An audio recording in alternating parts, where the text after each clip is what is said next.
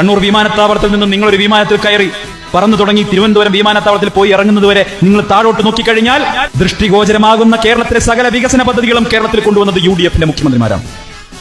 കണ്ണൂർ വിമാനത്താവളം ഉമ്മൻചാണ്ടി സർക്കാർ, കോഴിക്കോട് വിമാനത്താവളം കരുണാകരൻ സർക്കാർ, കോഴിക്കോട് സർവകലാശാല കരുണാകരൻ സർക്കാർ, കൊച്ചി അന്താരാഷ്ട്ര വിമാനത്താവളം കരുണാകരൻ സർക്കാർ, കൊച്ചിൻ മെട്രോ ഉമ്മൻചാണ്ടി സർക്കാർ, ഫാക്ട് കരുണാകരൻ സർക്കാർ, കലൂർ അന്താരാഷ്ട്ര സ്റ്റേഡിയം കരുണാകരൻ സർക്കാർ, തിരുവനന്തപുരം അന്താരാഷ്ട്ര വിമാനത്താവളത്തിന്റെ നവീകരണം കരുണാകരൻ സർക്കാർ, വിഴിഞ്ഞം പോർട്ട് ഉമ്മൻചാണ്ടി സർക്കാർ, ടെക്നോ പാർക്ക് UDF സർക്കാർ, സ്മാർട്ട് സിറ്റി കൊച്ചിയിലെ സ്മാർട്ട് സിറ്റി UDF സർക്കാർ.